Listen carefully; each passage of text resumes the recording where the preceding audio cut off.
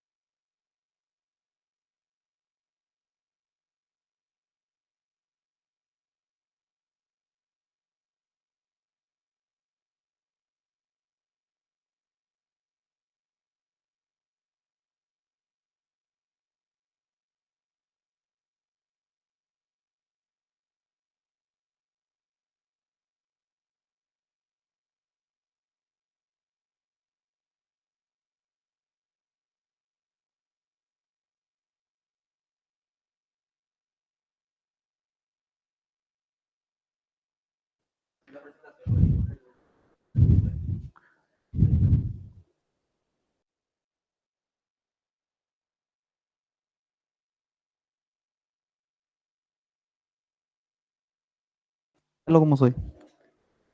Hola, hola. Sí, ¿será que puedo aprovechar este medio para verle un poco a mis alumnos y eso que hace años que no nos vemos? Mis alumnos de sistema de control automático no están inscritos al curso y eso. Les extraño. Hay unos cuantos acá, profe. Eso es bueno. Voy a enviarlo otra vez ahora el Meet en el grupo a ver si se conectan unos Y cuantos. mínimo tienen que conectarse. Si quieren pasar por 5. Si quieren pasar a saludar y eso.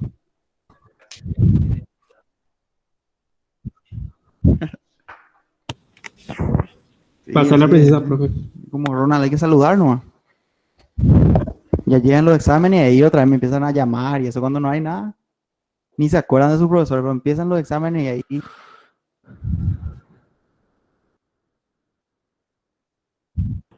Mentira, profe, todavía no es el examen, nosotros no acordamos de vos, por eso estamos Eso es lo que entrando me acá gusta. interesados en tu Bien, trabajo. Fernando, bien, Rafael. Buen día, profe. Buenas tardes, profe.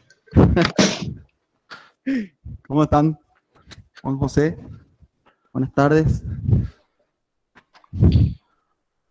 Y te quería saber si se mantenía esa relación así de que no me usan cuando me necesitan nomás antes del examen, profesor, no me sube mi tema, no me funciona mi internet y eso.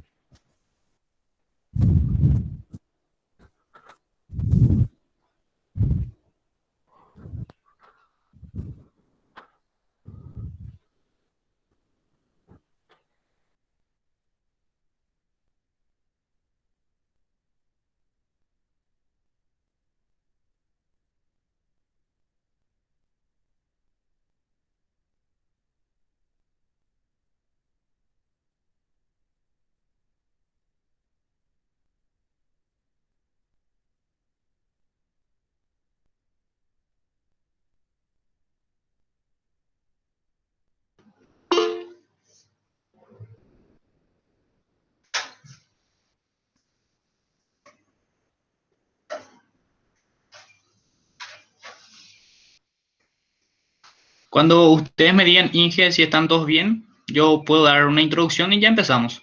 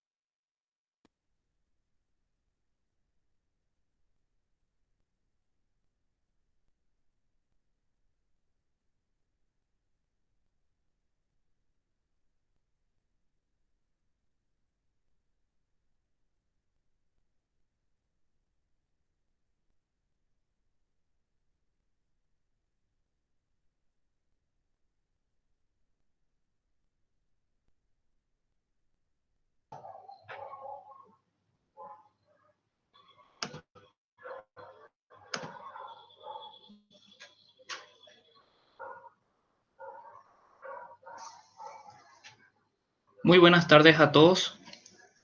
Primeramente quería pedirles que mantengamos las cámaras y micrófonos apagados para que podamos disfrutar al 100% del seminario. Dicho esto, empezamos. Desde el capítulo técnico de la Sociedad de Potencia y Energía de la rama estudiantil de la UNA, damos inicio al cierre del cuarto día de la cuarta edición del Seminario de Sistemas de Potencia y Energía. En esta ocasión, con la presencia del Laboratorio de Sistemas de Potencia y Control de la Facultad de Ingeniería de la UNA. Ingeniero Sergio Toledo, le doy la palabra para que pueda iniciar con el primer tema.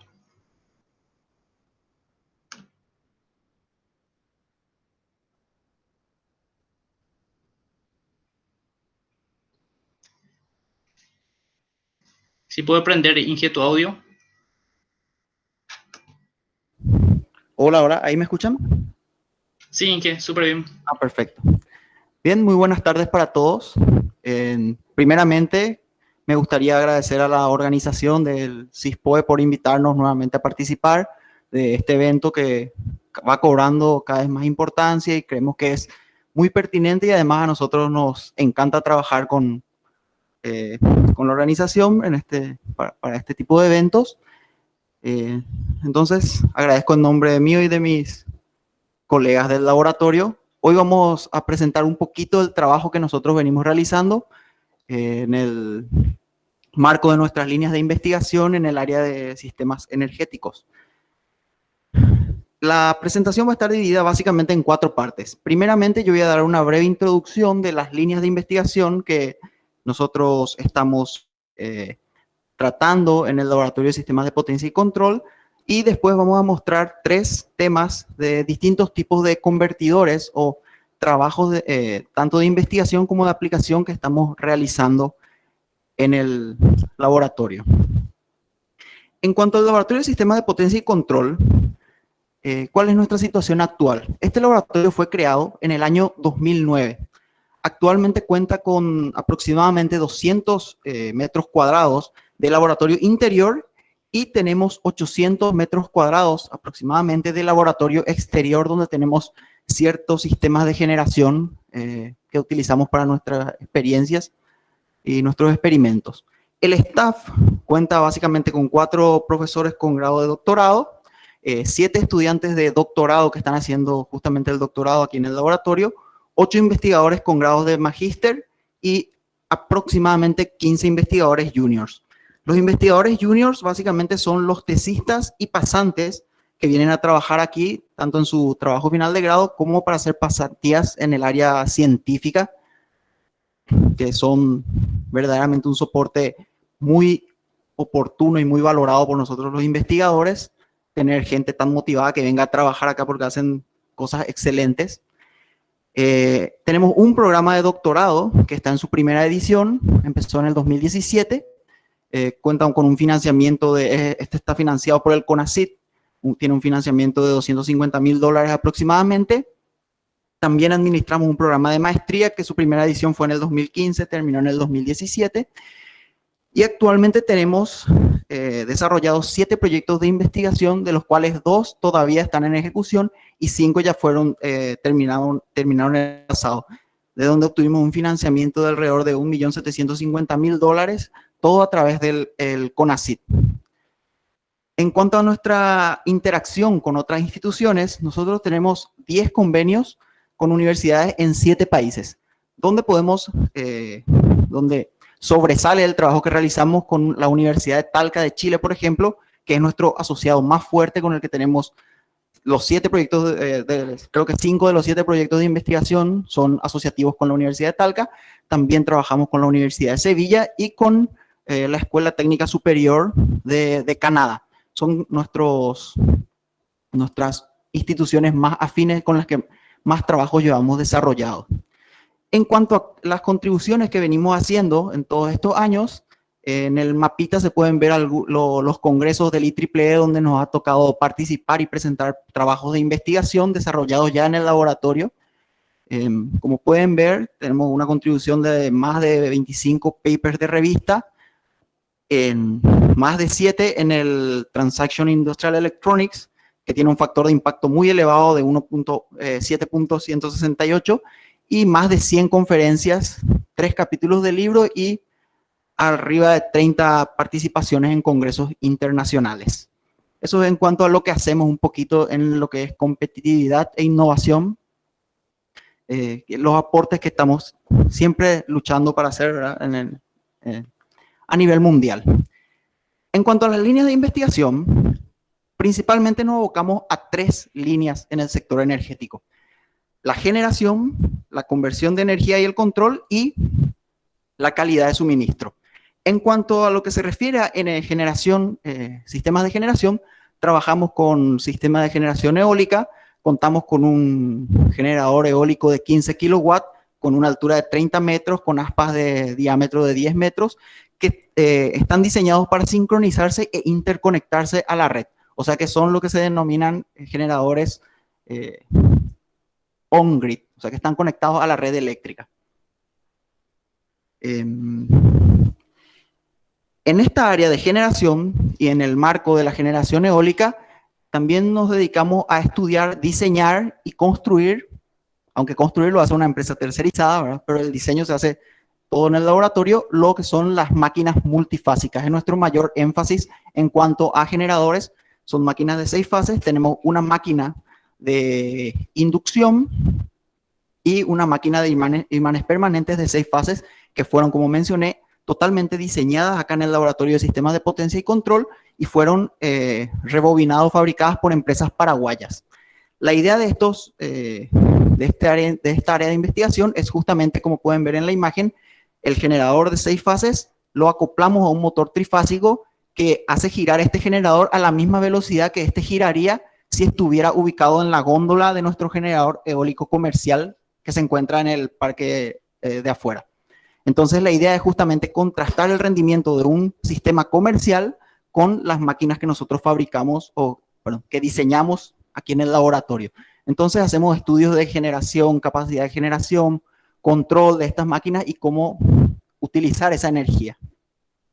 Así también trabajamos con sistemas de generación solar fotovoltaica. Tenemos una planta solar de 2.4 kilowatts que está ubicada también en el laboratorio exterior, donde realizamos distintas investigaciones en el área de seguimiento, control, y justamente uno de los trabajos que vamos a presentar hoy es el trabajo de Ángel, es el diseño de un dispositivo electrónico muy importante para las plantas solares, que es fundamental, que él después va a ahondar un poquito mejor en eso y van a conocer lo que es para qué sirve un convertidor de CDC dentro de esta estructura de generación solar.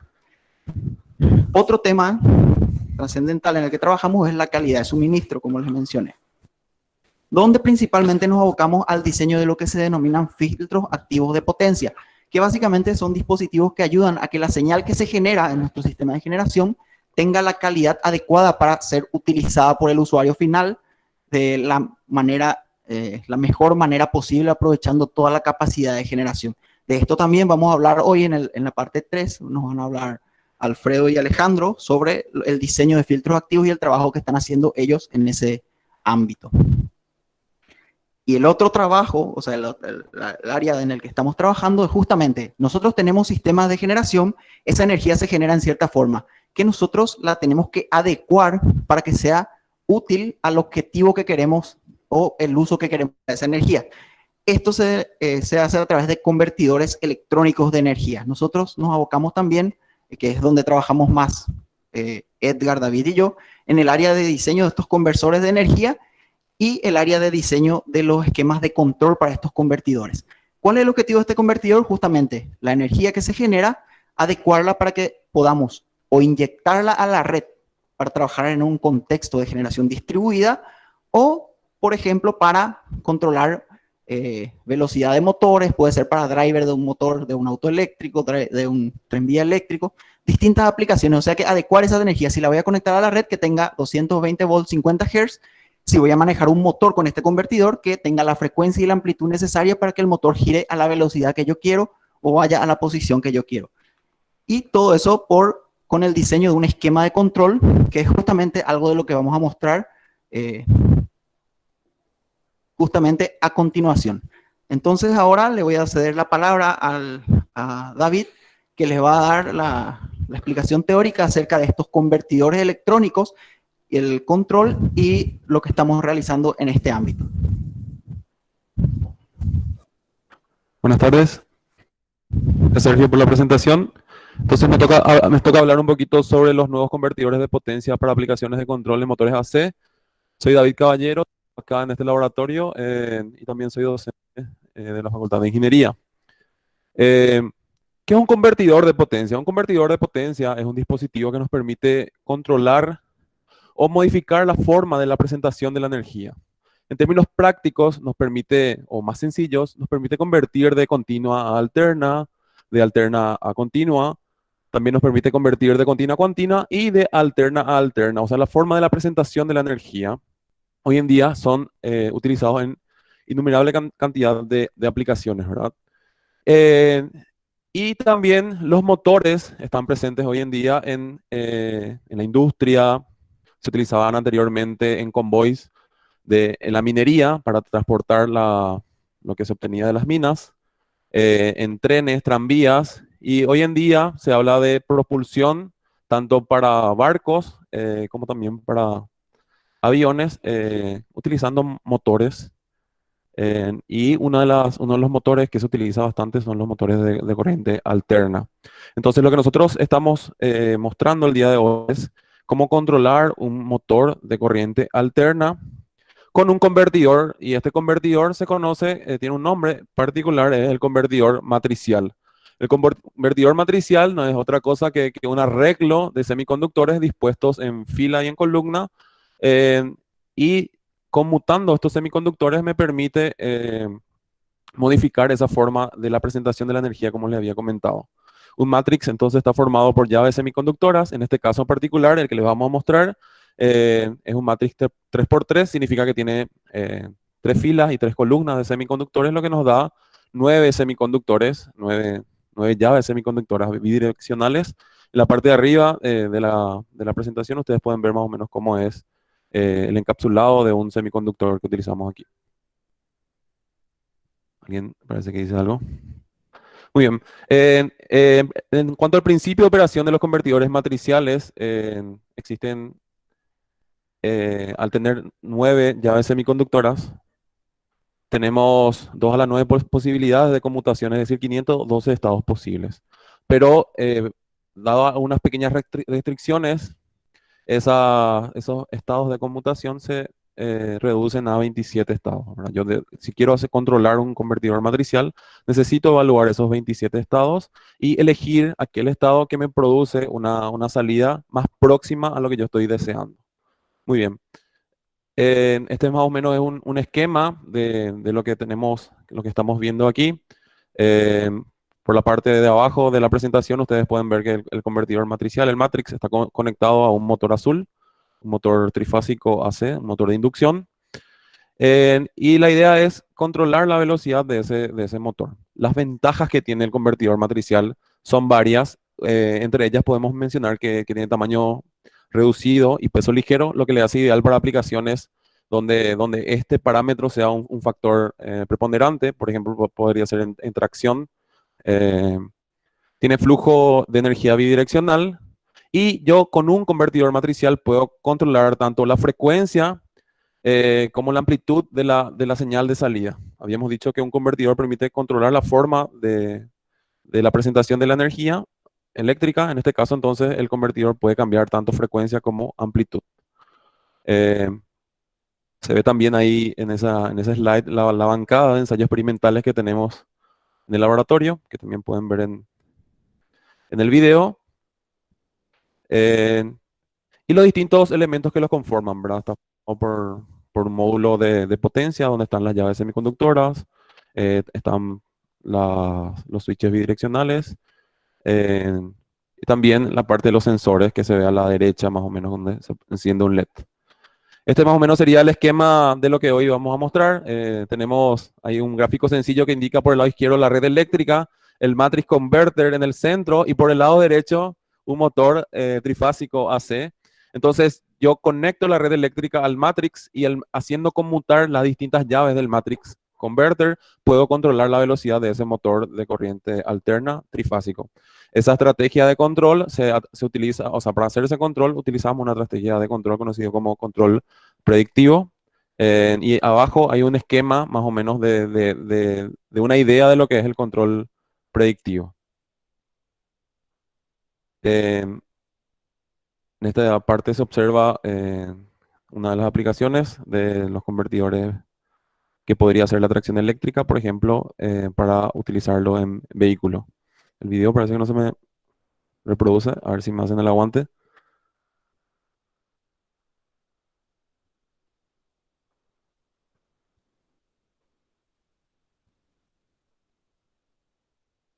Gracias, Edgar.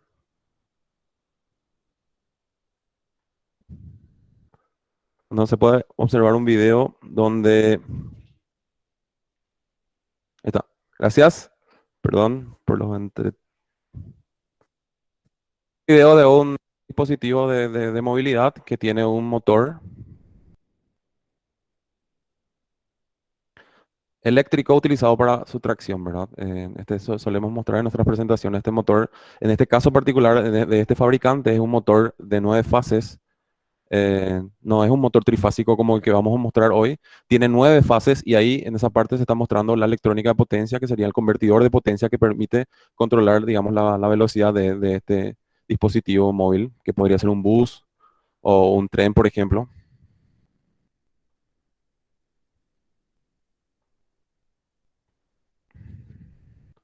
Esos serían los dispositivos de conversión.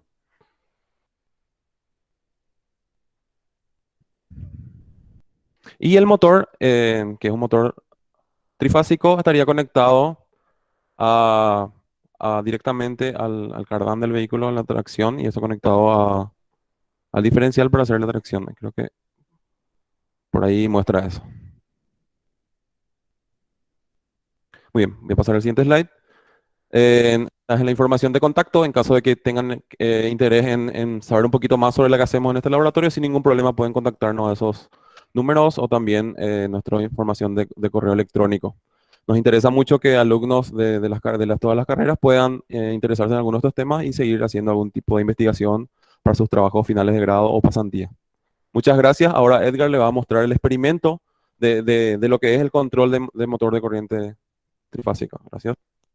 Muy bien, muchísimas gracias, David.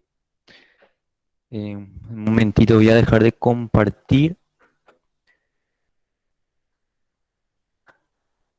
para ver nada más la grabación en vivo, ¿verdad?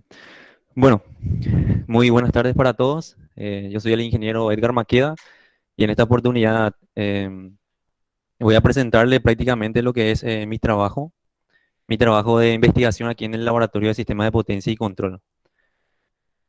Em, en este momento voy a anclar un poco el video.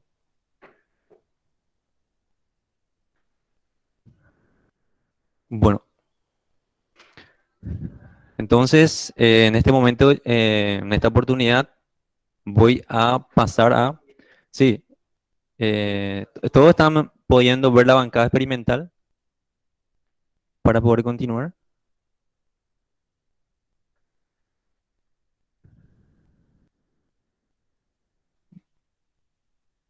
Sí, se ve muy bien, Dale, Edgar. muchísimas gracias, Alejandro. Bueno, en mi caso, así como les decía, este es, digamos, lo que están pudiendo ver, una bancada experimental de lo que es el convertidor matricial. Aquí en el centro podemos observar cada uno de los dispositivos que lo componen, como ya lo describía el profesor David, ¿verdad? En la parte última de abajo podemos observar así más o menos ya prácticamente las lucecitas de los interruptores bidireccionales en color rojo que se están encendiendo. Aquí tenemos prácticamente dos convertidores matriciales en forma, digamos, para controlar una máquina o un dispositivo ya hexafásico, por ejemplo. Un poquito más arriba podemos observar los sensores, la bandeja del medio, con los LED de color azul, ¿sí? Tenemos un conjunto de sensores tanto de corriente y de tensión que utilizamos justamente para las mediciones de la corriente y tensión, que son variables que son las que nos interesa controlar. Finalmente, dependiendo de la aplicación, que en este caso es un control de motor trifásico que vamos a pasar a mostrarles a continuación de cómo hacemos el experimento. Y finalmente aquí más arriba tenemos a los que son los dispositivos de control. Entonces los dispositivos de control prácticamente están unidos a la parte de potencia, le llamamos nosotros a lo que son los interruptores bidireccionales por medio, digamos, de fibra óptica.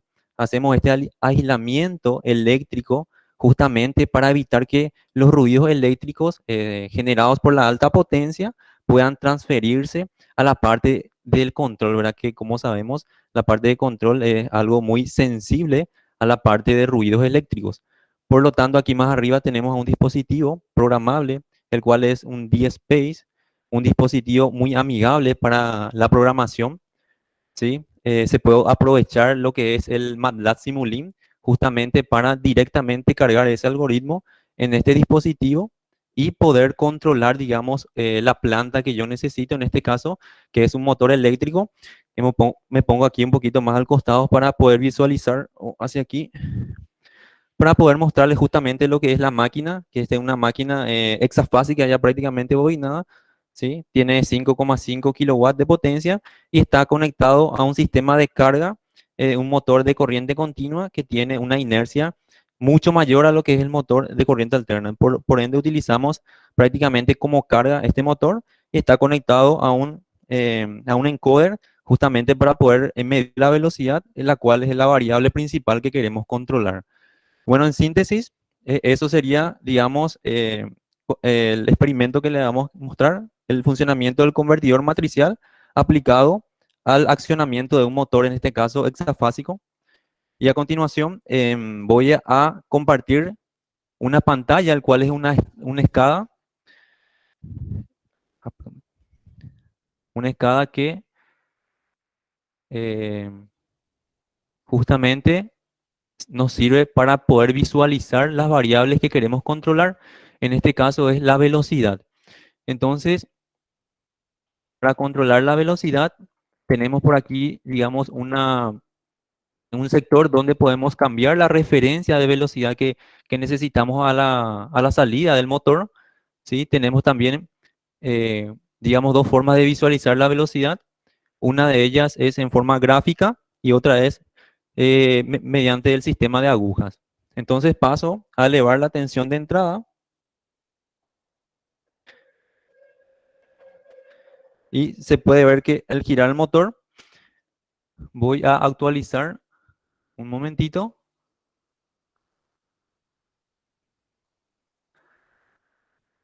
Entonces voy a echar a correr el motor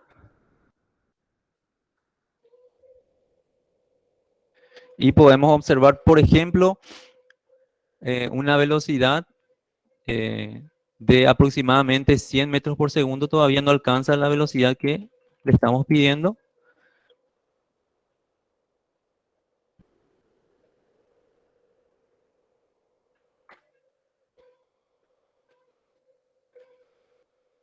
Entonces le falta un poquito mayor de energía a la entrada.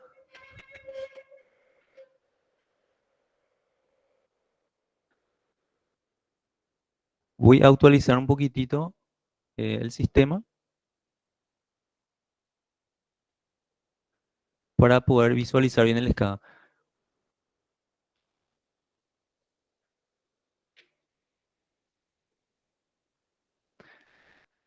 Bueno, aquí más abajo, por ejemplo, podemos visualizar las variables de entrada, en este caso que es la tensión.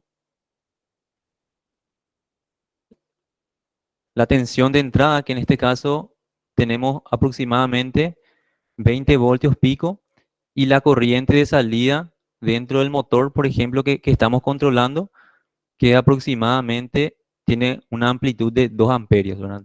Digamos, tanto la corriente que está siendo entregada a través por medio del convertidor al motor. Bueno, mostrando este experimento, ¿sí?, de accionamiento del motor, en este caso trifásico. Queremos, digamos, dejamos por terminado este experimento prácticamente y pasamos a la exposición de otro compañero, Ángel, que está realizando su tesis aquí dentro del laboratorio de sistema de potencia y control, y dejamos ya a cargo de él continuar con la presentación. Gracias, Inge. Excelente presentación. Dale. Buenas tardes a todos. ¿Me escuchan? Yo soy Ángel Rodríguez. Voy a estar presentando mi pantalla. Sí. Por ahí, si hace falta cliquear a pin. A ver.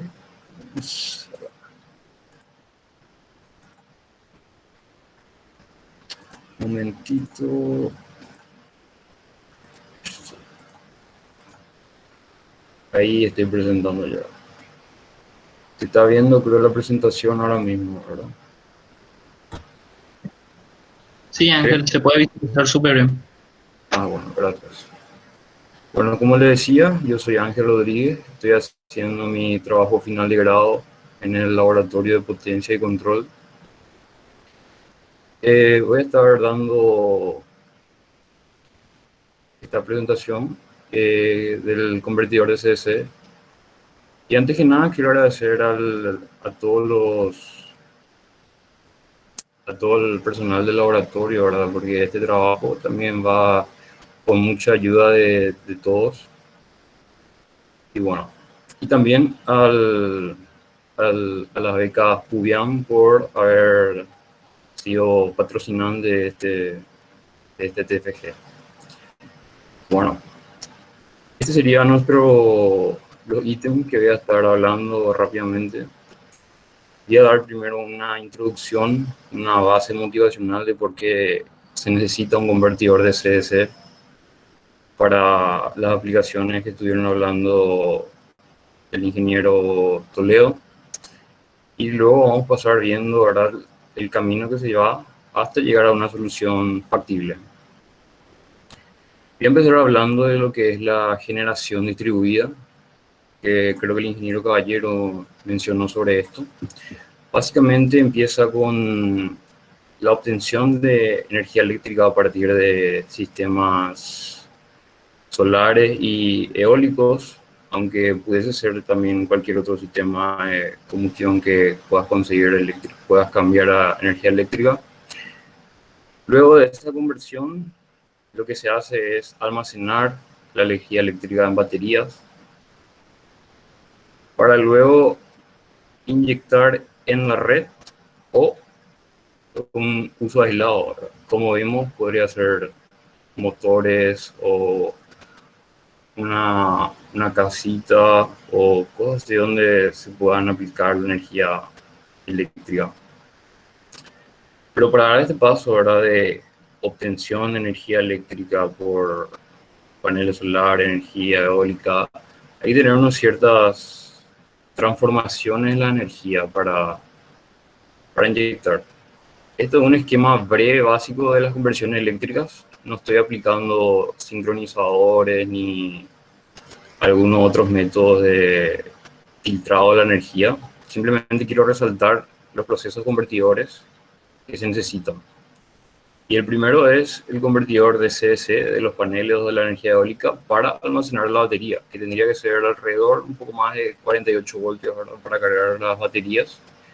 Y como vemos, es un estante, un rack, y cada estante tiene 3 grupos de batería conectadas en serie, de modo que tenés 3 grupos de batería, cada batería 6 voltios, en total 3 grupos de 48. Eso pone otra vez en paralelo y tenés básicamente una batería de 48 voltios con el amperaje más elevado.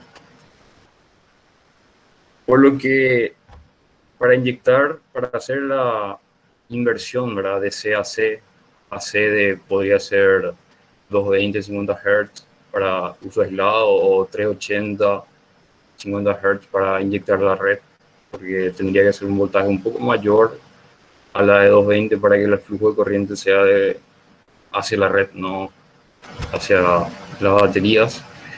Se necesita una entrada de C de aproximadamente mínimo 650 voltios de C en esta etapa que tenemos acá.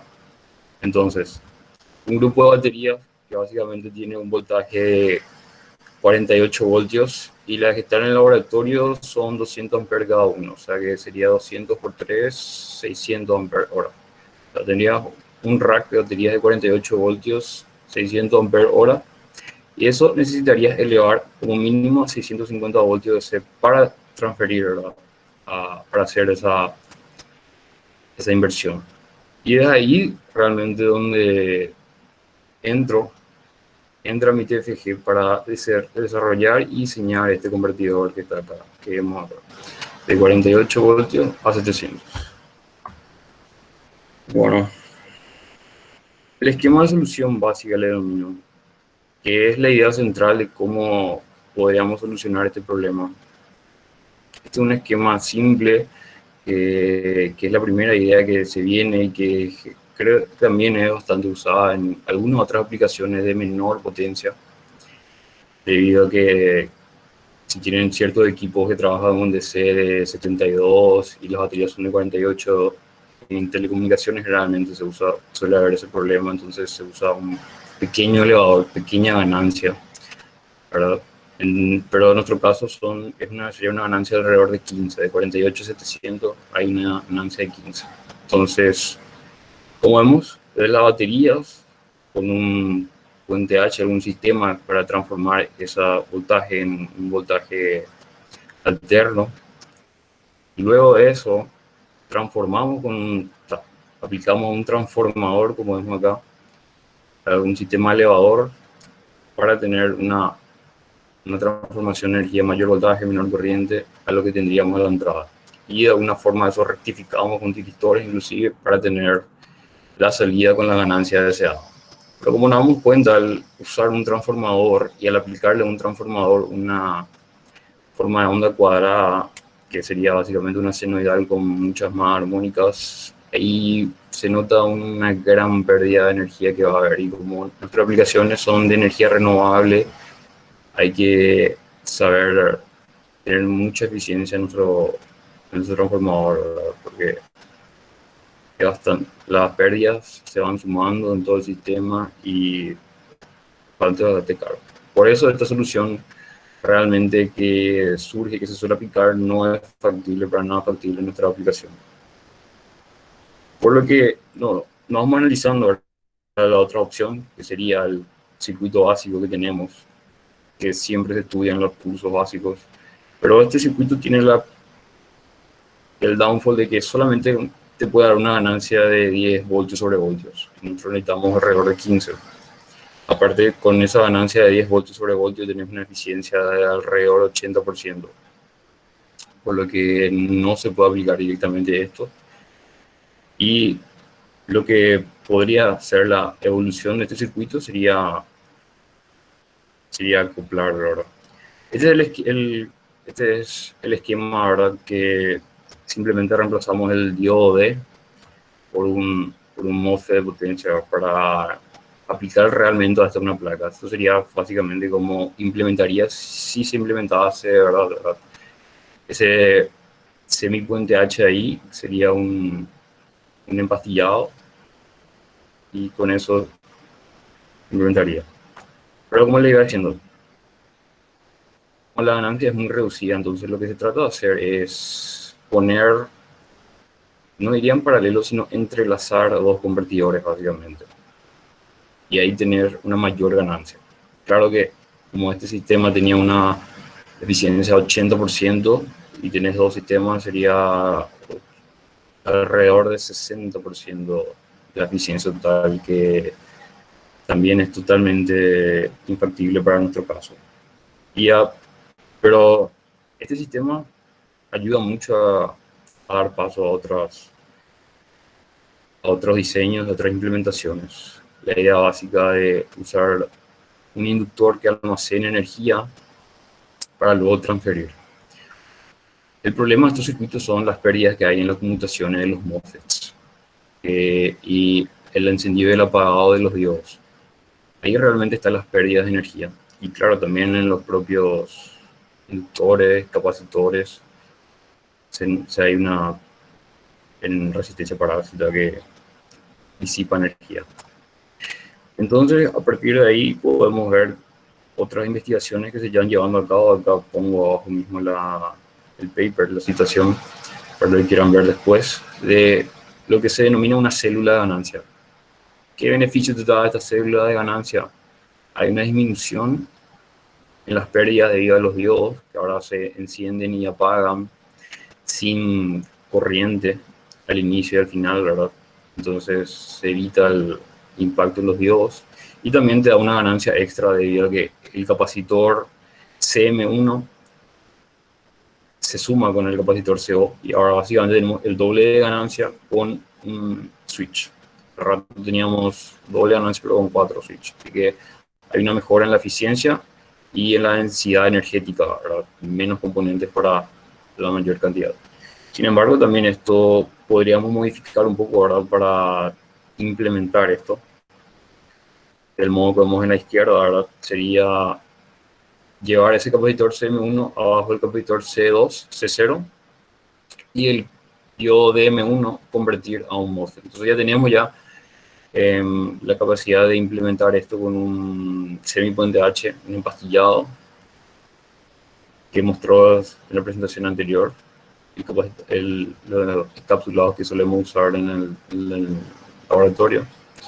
Y a partir de este diseño que tenemos a la derecha, ya podemos permitirnos una mayor ganancia y mejor eficiencia. Sin embargo, esta es la topología. Luego hay que ver alguna forma, ¿verdad?, de tener más beneficios. Y eso sería básicamente el concepto de resonancia. El conjunto de CR, LR y C1, ver la forma de que haya una transferencia de energía tal que esa transferencia de energía sinusoidal, que es sinusoidal la forma de onda, sea tal que se maneje que los diodos no conduzcan energía en los periodos de apagarse y prenderse. Y asimismo también los switches no tengan corriente, voltaje entre los terminales a la hora de encenderse y apagarse, y eso mejoraría bastante el desempeño.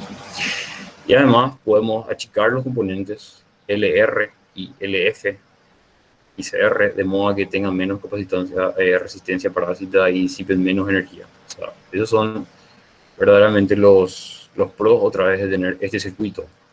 Esta topología fue investigada, ¿verdad? Acá como también el paper. Y básicamente entrelazamos otra vez eso para tener una mayor ganancia, y esta sería la forma final del circuito que implementábamos en el laboratorio con el CME.H. Y este también sería un análisis de MATLAB con la simulación de la eficiencia de optimía con este circuito que está implementado, diseñado y dimensionado. Entonces, nos daría aproximadamente una eficiencia teórica de 98%, ¿verdad? Habría que analizar cómo este proyecto todavía está en proceso, todavía estamos llegando a la parte de análisis de eficiencia, pero teóricamente tenemos un 98%. Contrastando con el inicial, ¿verdad?, de 60% teórico, estamos mucho mejor. Y este es un video de una de las pruebas que estábamos haciendo entre hoy y ayer, y le voy a mostrar y tratar de narrar un poco de lo que estamos. Este sería el grupo de baterías que estaban conectadas. Estamos usando solamente un rack de 48 actualmente. Y este sería básicamente un simple sistema de protección de cada llave 5 amperes, aunque el rack tiene de 250 amperes, así que por el momento estamos trabajando con disminuyendo, ¿verdad?, las llaves para mayor protección, pero ya conseguimos disipar ese inrush current que siempre hay en los sistemas debido a estos capacitores que están descargados inicialmente.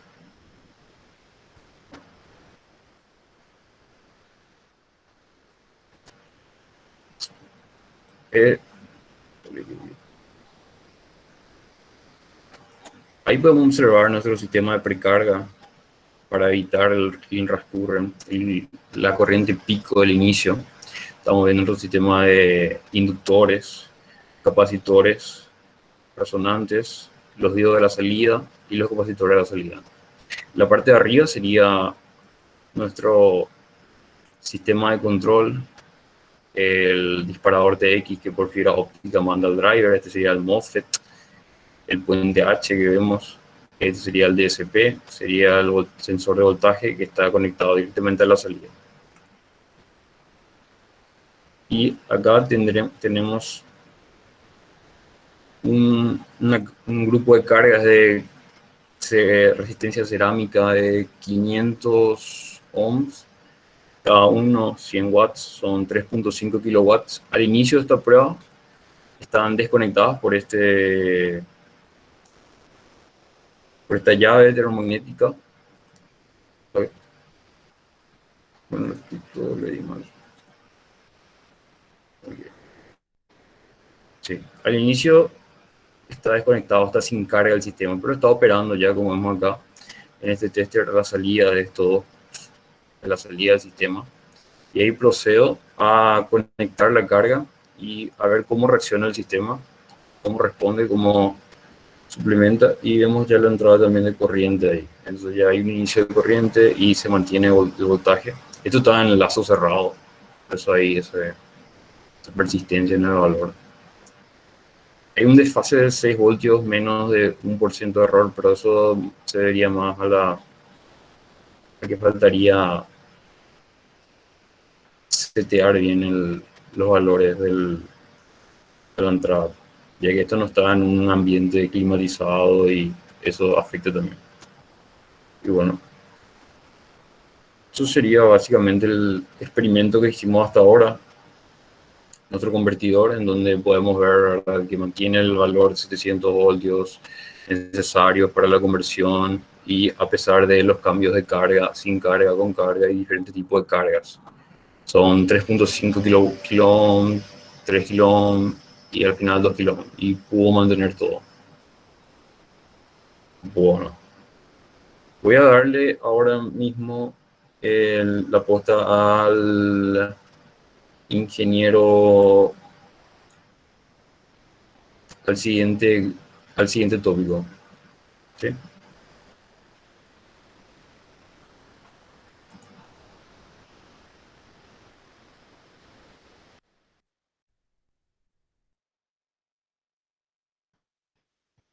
Creo que ahora Ahora, vamos a seguir con el ingeniero Alejandro. sí, así, el ingeniero Alfredo Renault. En realidad empiezo yo, ¿no? Eh, yo soy el ingeniero Alfredo Renault y voy a estar hablando sobre el tema de los filtros activos de potencia. Entonces, comparto mi presentación.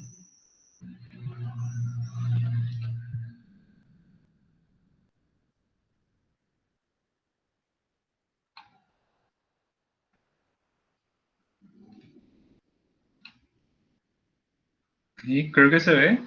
Sí,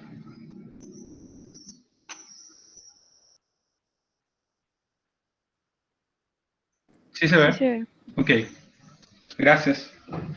Bueno, entonces yo voy a dar una pequeña introducción al trabajo que estamos realizando en el Laboratorio de Sistemas de Potencia y Control, que es el tema de filtros activos de potencia, ¿verdad? Este título, ¿verdad? Aplicaciones de convertidores de potencia en la mejora de la calidad de red, sería mi presentación, ¿verdad? Este sería mi equipo de trabajo, que sería profesor Leonardo Comparatori y el profesor Julio Parcher, que estamos trabajando en el laboratorio con respecto al tema de filtros activos. Entonces, voy a hablar un poco de la motivación eh, que primeramente empezamos con el sistema de distribución eléctrica de nuestro país. O sea, primeramente, sabemos que tenemos 3 centrales hidroeléctricas y prácticamente aquí en Paraguay al menos no tenemos problemas en el punto de vista energético, o sea, sobre la energía. Pero desde el punto de vista a nivel mundial, existen otros países, por ejemplo en Europa, que ya se ocuparon a ver otras fuentes, digamos, de generación de energía. Dentro de nuestro país, volviendo a nuestro país, este es nuestro sistema de consumo energético, ¿verdad? Según la Nacional de Electricidad, ANDE. ¿Está bien? Entonces, como podemos ver en esta gráfica, el mayor consumo se da en central, ¿verdad? Con un 30% de la energía total que nos está llegando de Itaipú, ¿no? Esto fue un censo, ¿verdad? Que se hizo en el año 2017, ¿verdad? Las estimaciones que se realizan a través de la ANDE. Y este sería un mapa eh, eh, de los clientes facturados por grupo de consumo, ¿verdad? Esto sería el año 2017, donde tenemos que el consumo mayor se da en la parte residencial, ¿verdad? O sea, uno normalmente supone que va a ser industrial o algo así, pero en realidad en Paraguay al menos el mayor consumo de energía va a la parte residencial, ¿verdad? Y un 12% prácticamente es industrial, gubernamental, entre otros, ¿verdad? Y luego está, bueno, entre otros. Dentro de esta distribución, ¿verdad? O sea, si ustedes se fijan, la mayor distribución tenemos en la parte residencial. Ese consumo energético, ¿verdad? Que nos está llegando actualmente, ¿verdad? Desde Itaipú, de la central de Itaipú, al transmitirse y al distribuirse, eh, ahora mismo hay una pérdida del 25%, ¿verdad? Del total. Entonces, hay una pérdida que son estas, que son más o menos de 3.800 gigawatt hora. Entonces, un 25% de pérdida de esta energía, y esto se traduce, ¿verdad?, a unos 180 millones de dólares a nivel anual. ¿Está bien? Entonces es por eso que es importante tener eficiencia, digamos, en la transmisión y distribución, porque de esa manera se tiene menor pérdida y, por lo tanto, menores pérdidas monetarias. ¿Está bien? Entonces, estas pérdidas de transmisión y distribución son causadas por lo siguiente. Nosotros tenemos la red eléctrica, y esto sería, por ejemplo, en nuestras casas, y todos los artefactos, ¿verdad? Ya sea transformadores, dispositivos de tracción, motores, y la carga en general, ¿verdad? De todo lo que tenemos y utilizamos, esto lo que hace es distorsiona, o sea, mete armónicos. Por un lado tenemos dos problemas que introducen esto. Armónicos en la corriente de la red eléctrica. ¿Qué hacen los armónicos? Deforman la señal, ¿está bien? Deforma la señal de tal manera que ya no es senoidal, digamos, la que se introduce en la red eléctrica. Ese es por un lado, y el otro lado está el factor de potencia, ¿está bien? Que es prácticamente el aumento de consumo de potencia reactiva. Entonces, estas son las dos problemáticas, o sea, principales que causan, ¿verdad?, esta pérdida del 25% en la transmisión y distribución, que actualmente estos artefactos, o sea, van en aumento. Cada vez tenemos más dispositivos de fuentes conmutadas, por ejemplo, y eso introducen armónicos a la red y deforman la señal de la corriente eléctrica. Entonces, por un lado, teníamos los armónicos y luego tenemos lo que es la potencia reactiva, que es lo que hoy estoy hablando, que es la parte de la energía que se transforma en energía electromagnética y representan pérdidas en la red de distribución eléctrica. Entonces, normalmente, la parte de la energía que se transforma en energía electromagnética, por ejemplo, en un inductor, son estas líneas, las líneas del flujo de campo electromagnético. ¿Está bien? ¿Qué son estas? Que son corrientes. Entonces, esas corrientes son las que generan, digamos, el consumo de la potencia reactiva. O sea, estas corrientes representan nuestras pérdidas. ¿Está bien? Ya sea esto en un inductor y en el capacitor, por ejemplo, también tiene. Entonces, esto lo que hace es que aumente esta corriente, ¿verdad? Por lo tanto, mi potencia, ¿verdad?, aumentaría. Por lo tanto, aumenta, digamos, mi factor de potencia. ¿Está bien? Y eso se traduce en pérdidas. Entonces, ¿cuáles son los principales problemas que acarrea esto? Uno sería el aumento del consumo de la corriente. Esto es mirando desde el punto de vista de la red de distribución. O sea, yo necesito generar más corriente, necesito enviar más corriente a una carga determinada si esta consume mucha potencia reactiva. ¿Está bien? Otro sería mayor capacidad de corriente en los transformadores de la red de distribución. Claro, o sea, necesitamos mayor capacidad de corriente. ¿Por qué? Porque hay mayores pérdidas. El punto 3 sería mayor capacidad o grosor de los conductores. O sea, hay que rediseñar los conductores, ¿verdad?, para mayor corriente.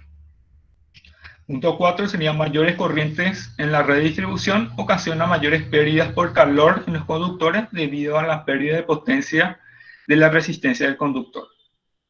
Y el punto 5 es multa de las entidades de administración de electricidad. O sea, si no entramos en el margen de que nos pide la ANDE, en el margen regulatorio, nos pueden llegar multas debido al alto consumo de la potencia reactiva.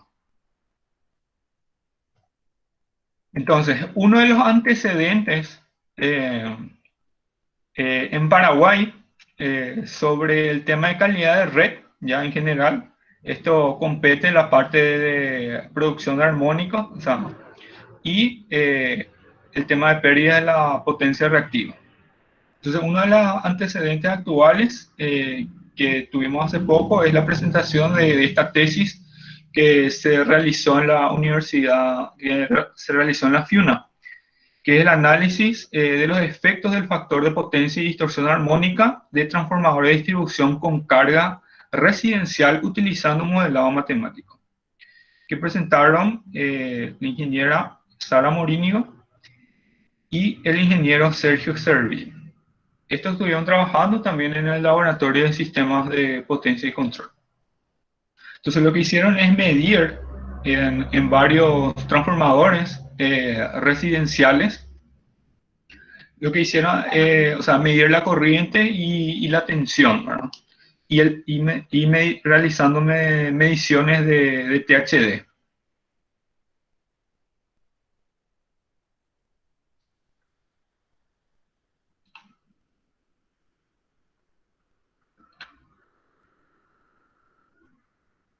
Ok.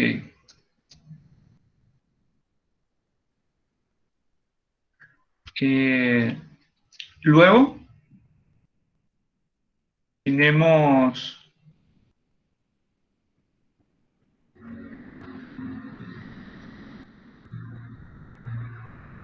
tenemos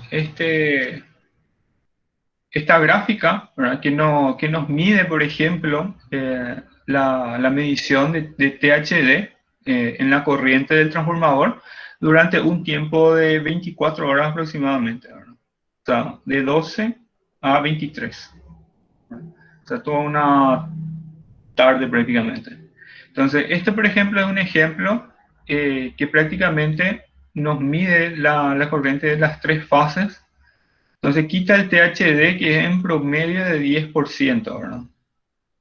Al menos en la fase 10, en la fase B, por ejemplo.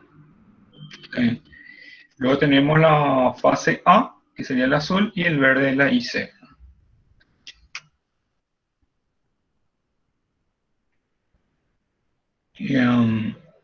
Estos serían, por ejemplo, las mediciones de la corriente. Entonces, al medir la corriente, tenemos la cantidad de amperaje que está consumiendo cada carga, ¿verdad? O sea, cada fase de la red. Entonces sería 36 amperes, 33 y 16.5 amperes. Entonces, dentro de lo que es este THD, nos da en promedio anual, prohibida por la ANDE ya esto, nos da entre 10 a 13, 12, 11 en promedio. Entonces, si nosotros analizamos la tabla, esto sería una tabla de estándar, el estándar IEEE 519, el cual nos da un estándar de calidad de la energía, ¿verdad? Entonces, si nosotros nos fijamos, si hacemos una comparativa, ¿verdad?, con la tabla, menor a 50 amperes, ¿verdad?, y mayor entre 50 y 20 amperes, el THD debería ser de 8%, por ejemplo. Y nosotros tenemos, en promedio anual, tenemos entre 10 a 12%. Ese es al menos de uno de los transformadores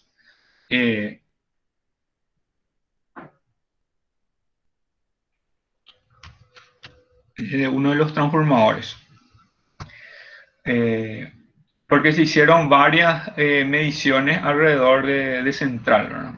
Entonces, esto es para tener prácticamente una idea, ¿verdad?, que actualmente el THD de los transformadores va en aumento. Bien, y estamos pasando, digamos, lo que son los estándares de la IEEE 519 que permiten para ese consumo de corriente un 8%, ¿está bien? Entonces, ese es un índice de calidad, digamos, de nuestra red eléctrica actual, ¿verdad? También existen otros problemas a nivel industrial, o casos como el Paseo de la Galería, que también tuvo problemas sobre armónicos, por ejemplo, y otra empresa internacional muy reconocida que yo sé que tuvo problemas de armónicos es la empresa Elkem Paraguay, que también tiene problemas de armónicos. Bueno, entonces una de las soluciones a los armónicos y al factor de potencia, ¿verdad?, en general, para compensar, digamos, la potencia reactiva, normalmente, actualmente el uso más común es el banco de capacitores, ¿verdad? Una solución, digamos, actual es utilizar los filtros activos de potencia, que son basados en convertidores de potencia, ¿está bien? Y son llamados STATCOM o DSTATCOM, ¿verdad? Que son utilizados en la red de distribución eléctrica. También puede ser utilizado en la red de transmisión, ¿verdad? Pero son de mayor potencia. Entonces, en este caso, nosotros estamos trabajando desde el punto de vista de 10 STATCOM, que sería en la red de distribución eléctrica. Y prácticamente, esto sería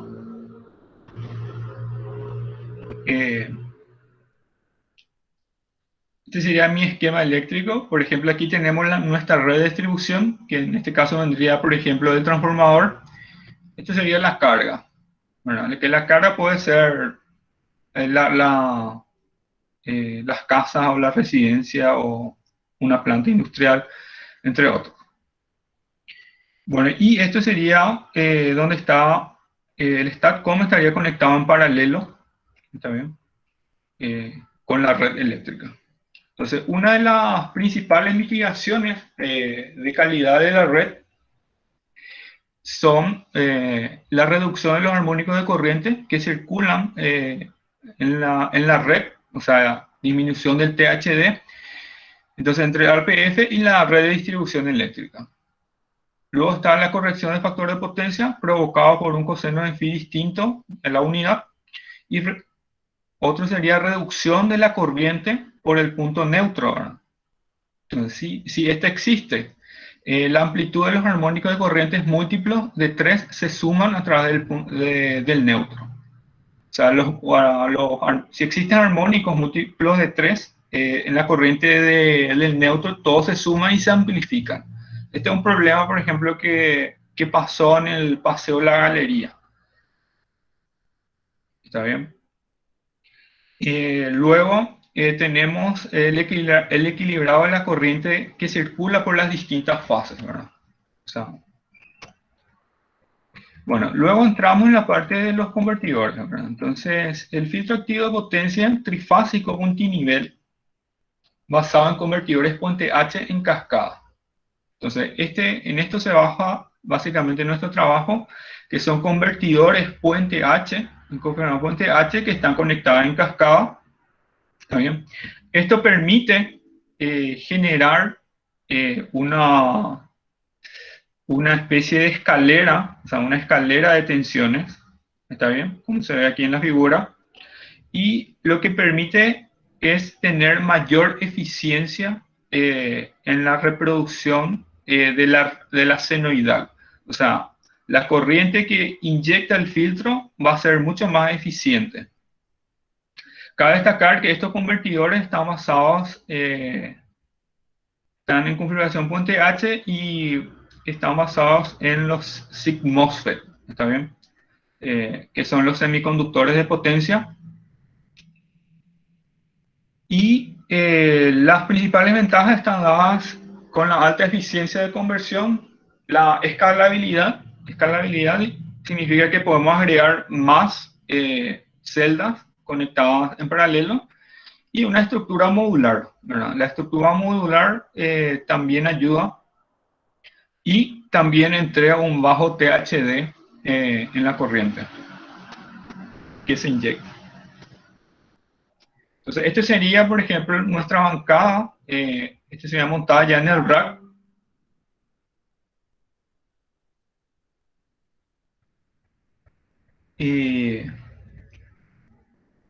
En el rack con los puente H en cascada, ¿está bien? Y utilizamos un DSpace también aquí para el control, ¿está bien? Entonces estos serían los puente H, las mediciones de corriente y las mediciones de tensión. Entonces este sería, por ejemplo, un esquema de control básico del filtro activo, donde usualmente utilizamos el control predictivo basado en modelo. Ya sería un esquema utilizando con con el controlador DSpace, cómo está conectado. Y luego están los resultados, ¿verdad? Estas serían las contribuciones. Normalmente realizamos primeramente simulación utilizando MATLAB Simulink. Entonces, por ejemplo, esto es la corriente que inyecta el filtro, siguiendo la referencia.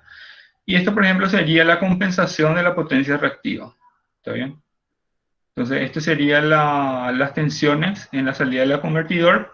Y esto es la medición de THD en la red eléctrica, que es más o menos unos 3.27%. Es lo que inyecta el filtro a la red, digamos, de THD. Cosa que está en el estándar de la IEEE 519. Estas serían algunas mediciones con el osciloscopio. ¿Está bien? Esto sería la tensión de la red, por ejemplo, la corriente de carga, la corriente que está inyectando el filtro, y esto sería la corriente que inyecta, por ejemplo, el filtro con las tensiones de salida. Y bueno, y esto sería más o menos los congresos y publicaciones que estuvimos participando a través de este proyecto que fue financiado por el CONACYT. Y estos son todos los trabajos o los lugares en donde estuvimos presentando. Actualmente tenemos una publicación en revista y con 10 publicaciones en congresos. Entonces, por mi parte, es todo hasta aquí. Entonces, ahora le entrego la posta a Alejandro, que va a hablar un poco de la compensación de armónicos.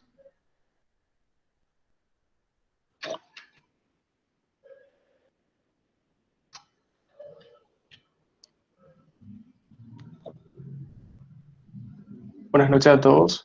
Voy a compartir pantalla, si me dan unos minutitos.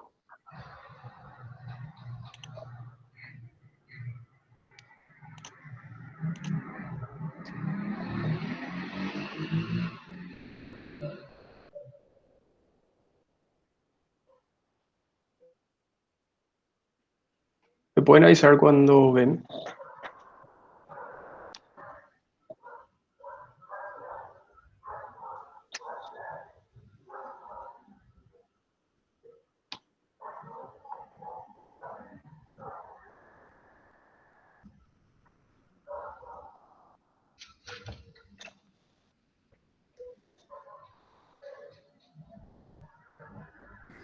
Ahora se ve.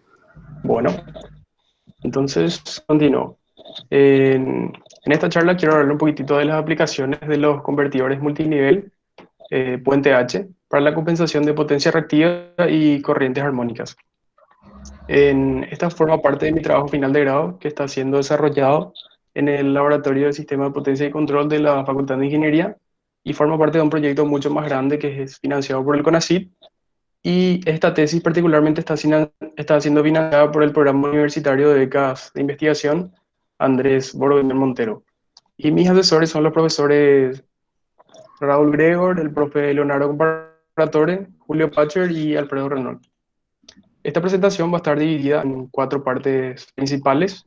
En una breve introducción de qué son los filtros activos de potencia y qué algoritmos se usan para controlar los filtros activos de potencia. Después pasaré a hablar un poquitito del controlador predictivo que yo estuve utilizando. En la parte 3 estaré dando los resultados experimentales que obtuve. Y por último cierro con conclusiones y trabajos futuros. Bueno, acá en el año 1984 ya proponía el uso de electrónica de potencia y un esquema de control en lazo cerrado para inyectar corriente a la red con el objetivo de compensar potencia reactiva y corrientes armónicas. O sea, en el año 1984 él ya proponía dejar de lado los bancos de capacitores y los filtros pasivos.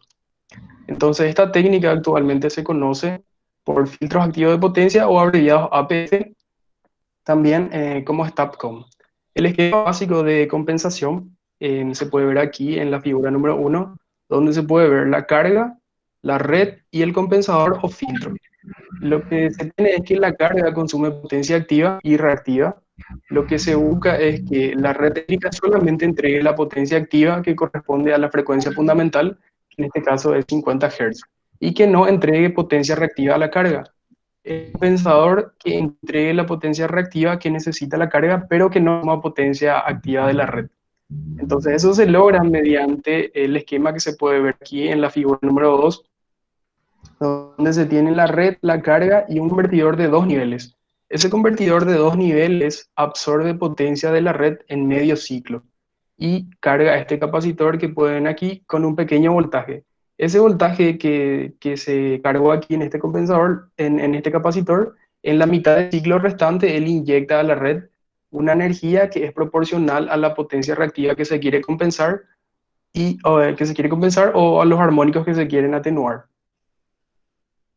Sin embargo, el interés científico y técnico actualmente es implementar estos filtros activos, pero basados en topologías multiniveles.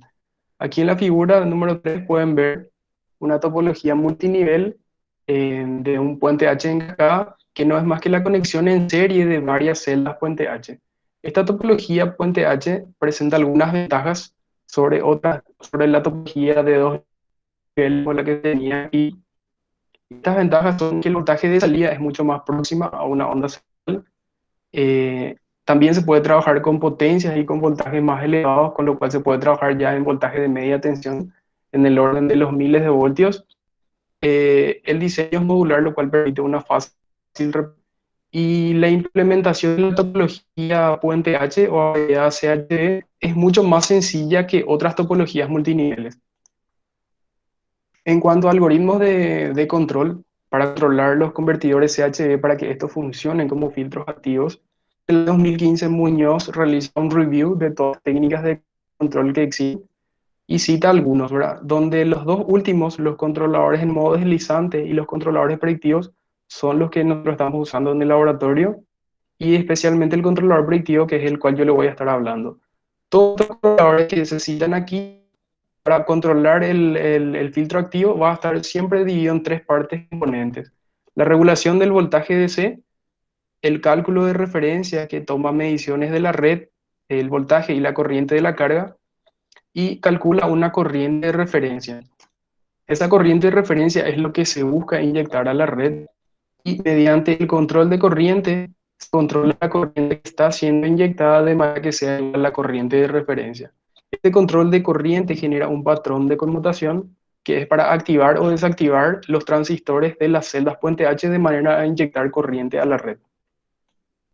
Entonces, ahora voy a describir un poquitito el controlador predictivo aplicado al convertidor para que este funcione como filtro activo.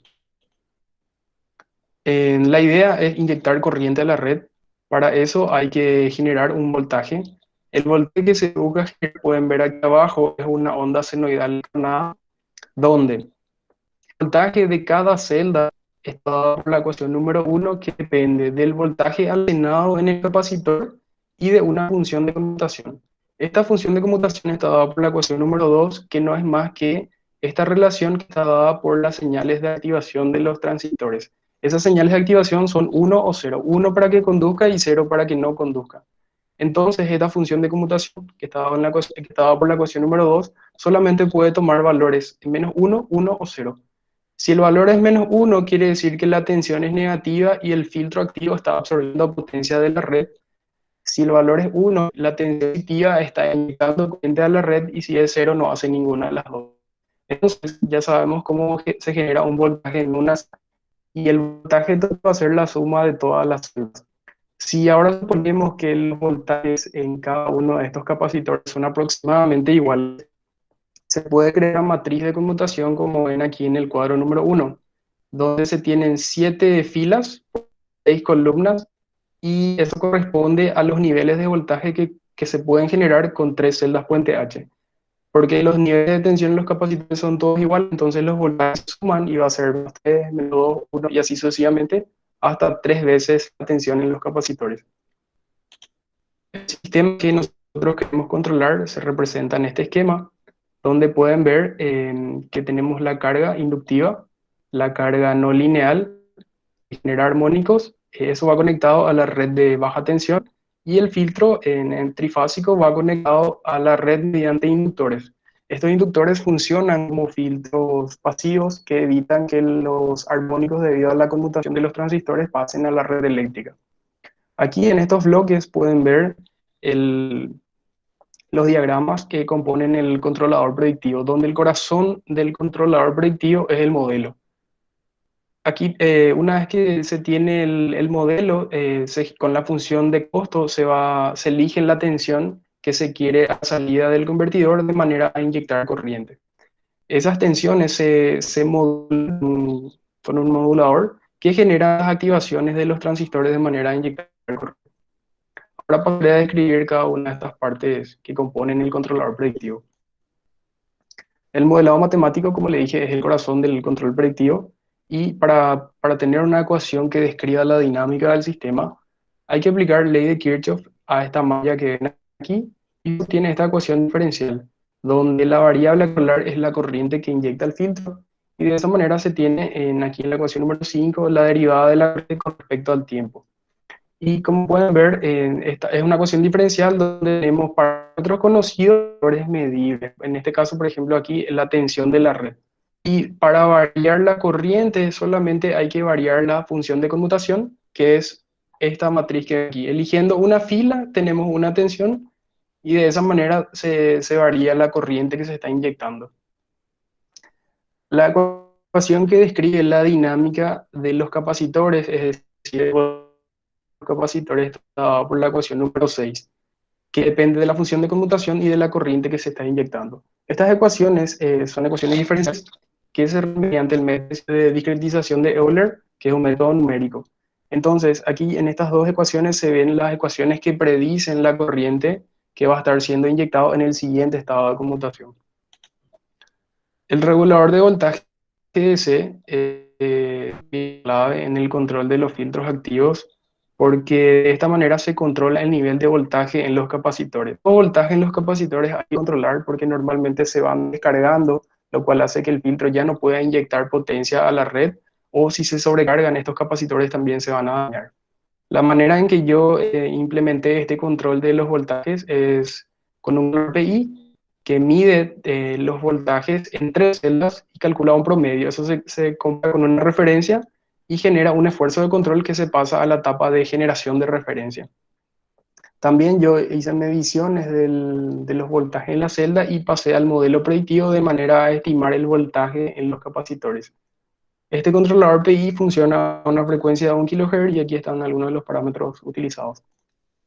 El generador de referencia, como ya les expliqué, es la etapa donde se generan las corrientes que se quieren inyectar a la red, y no es más medir la corriente de la carga y multiplicar por la transformada de Park. La transformada de Park es la matriz que ven aquí de 3×3, y para poder utilizar esa transformada o esta matriz hay que estimar el ángulo de fase de la red. Para eso se miden los voltajes de la red y con un algoritmo de PLL o de enganche de fase se calcula esa delta. Una vez multiplicado por la transformada de Park, se generan 3 corrientes. La corriente ID, que es proporcional a la potencia activa, la corriente IQ, que es proporcional a la potencia reactiva, y I0, que sería la potencia que fluye por el conductor neutro. La corriente que corresponde a la potencia alta tiene elementos de alta frecuencia, que son los armónicos. Entonces esos armónicos se separan mediante un filtro digital paso bajo, y a esa señal se le suele esfuerzo de control aquí del regulador DC de manera a mantener la tensión en los capacitores. Y luego se multiplica por la transformada en esta matriz y ya se tienen las corrientes de referencia en el sistema básico. El proceso de optimización sirve para calcular los voltajes de salida del convertidor, que no es más que evaluar esta función de costo que ven aquí, evaluar 7 veces. Y esta función de costo está compuesta por el error de seguimiento de corriente entre la corriente de referencia y la corriente predicha, y el error de seguimiento de voltaje entre el voltaje de referencia en los capacitores y el voltaje predicho en los capacitores. Como les dije, esta función se evalúa 7 veces y se elige la que tenga menor valor. Entonces, eligiendo la que tiene menor valor, ya se sabe la función de conmutación óptima, es decir, la fila de esa matriz para generar el voltaje de salida del convertidor. Teniendo el voltaje de salida del convertidor, se usa una etapa de modulación que no es más que comparar el voltaje que acabamos de calcular con una señal triangular. Esa señal, si el voltaje que acabamos de calcular es mayor que la señal triangular, entonces se activa el transistor, como ven aquí en esta gráfica. Si el voltaje de salida es menor que la triangular, se apaga el transistor. Y de esa manera se van activando los diferentes transistores que componen el convertidor. Bueno, ahora ya que les expliqué cómo funciona y cómo, el convertidor y cómo funciona el control, les pasaré a mostrar un poquitito los resultados experimentales que obtuvimos en compensación de reactiva y en compensación de corrientes armónicas. Esta es la bancada experimental. Como ya le mostró el profe Alfredo, es la misma bancada. Está compuesta por el sistema trifásico de 3 celdas puente H. Este algoritmo corre en el microcontrolador MicroLackbox de la marca DSpace, y las celdas tienen 4 celdas principales. Una placa de adecuación de señales de corriente, de adecuación de señales de tensión. Los drivers que disparan los transistores son drivers que funcionan con fibra óptica. Y tenemos las celdas puente A que están compuestas por pastillas de transistores MOSFET de carburo de silicio. Aquí hay algunos parámetros experimentales. Por ejemplo, nosotros estamos trabajando con 120 voltios RMS de manera por seguridad y 50 Hz. El controlador predictivo funciona a una frecuencia de 18 kHz y los transistores también se están disparando a 18 kHz. Y aquí tenemos los resultados. En las tres primeras gráficas de la izquierda pueden ver los resultados de compensación de potencia reactiva, y los 4 de la derecha los resultados de compensación de corrientes armónicas. Entonces le hablo un poquitito de la compensación de potencia reactiva. Aquí en verde pueden ver la tensión de salida del convertidor, y en rojo el voltaje de la red. Como pueden ver, está en fase, que es lo que se estaba buscando.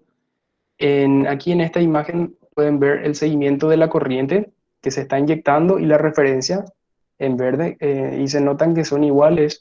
Esto tiene un error de 0,037, un errático medio pequeño que es muy bueno. Y aquí en la figura de abajo pueden ver la captura del osciloscopio, donde se tiene la salida del convertidor en verde y en color rosa la corriente inyectada a la red. Ahora un poquitito le hablo de los resultados de la compensación de corrientes armónicas, también en la tensión de la red y la salida del convertidor. Y aquí en esta figura pueden ver la corriente inyectada a la red, que no es senoidal, pero es la que se necesita inyectar para que se eliminen los armónicos de la red, y tiene un error cuadrático medio bastante bajo también. Aquí en la captura del osciloscopio se puede ver la salida de tensión del convertidor, y en color rosa la corriente inyectada a la red. Y aquí en esta figura, la cual a mí particularmente me gusta mucho, en color rosa tienen la corriente de la red, y en color azul la corriente que está siendo inyectada a la red. Mientras se inyecta corriente a la corriente de la red es senoidal. Y cuando se apaga el filtro activo, se nota que la corriente de la red vuelve a tener armónicos, con lo cual se demuestra que el algoritmo está compensando corrientes armónicas. Aquí vemos otra vez los 4 de la izquierda son correspondientes a la compensación de potencia reactiva, y los 4 de la derecha los resultados correspondientes a la compensación de corrientes armónicas. Aquí podemos ver la corriente de la red no es tan senoidal, pero se encuentra en valores establecidos. Aquí podemos ver la tensión de los capacitores, con lo cual a los 4 segundos se activa el filtro, y se puede ver que se mantiene estable, que era uno de los objetivos del control, siguiendo esta referencia de 80 voltios. Si bien el seguimiento no es exacto, pero la idea era mantener estables. Y antes de encender el filtro, de 0 a 4 segundos, se nota cómo se iban descargando. Entonces se demuestra que el algoritmo también ayudó a mantener la tensión en los capacitores. Aquí se puede ver la potencia activa entregada por la red en rojo, y la potencia activa en verde consumida por la carga, que están bastante iguales. Es solamente una diferencia de 5 watts, que es lo que probablemente consumió el filtro. En cuanto a la potencia reactiva, se puede ver en rojo la entregada por la red, y en verde la potencia reactiva consumida por la carga. El filtro inyectó el 77% de la potencia reactiva que fluye por la red, con lo cual era uno de los objetivos, era que el filtro entregue la potencia reactiva y no la red. Aquí, hablando un poquito ya de la compensación de corrientes armónicas, se puede ver la corriente de la red, que es mucho más senoidal que el caso anterior. Aquí se puede ver la tensión en los capacitores, que están bastante estables a partir de los 3 segundos, y aquí ve cómo se nota como descargando antes de ver el filtro. Aquí podemos ver también la potencia activa entregada por la red y la consumida por la carga, que es bastante igual. Hay un consumo de 3 vatios por el filtro activo. Y en cuanto a la potencia reactiva, la potencia reactiva entregada por la red en rojo y la potencia activa consumida por la carga, el filtro entregó el 84% de la potencia reactiva que fluía por la red. Aquí hacemos un análisis de Fourier para descomponer las señales en sus armónicos correspondientes. Como pueden ver, otra vez, a la izquierda tienen los resultados de la compensación de potencia reactiva, y a la derecha los resultados de la compensación de corrientes armónicas. Aquí tienen la corriente de la red antes de encender el filtro, y aquí tienen la corriente de la red después de encender el filtro. Antes tenía 1,96% de distorsión armónica y después 12,3%.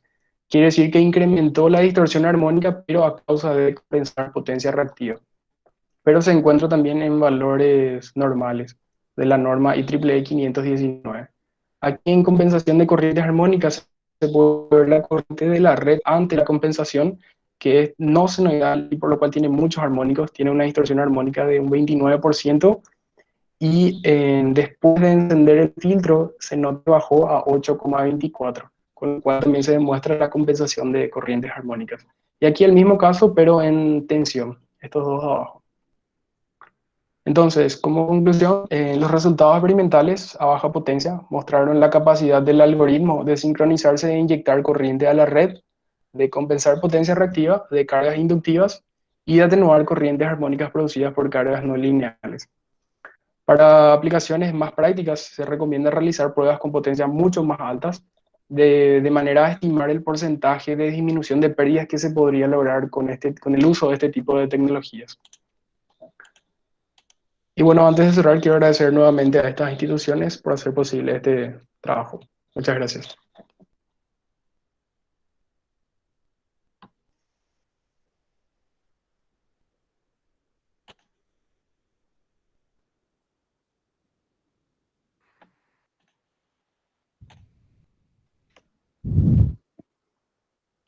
Bien,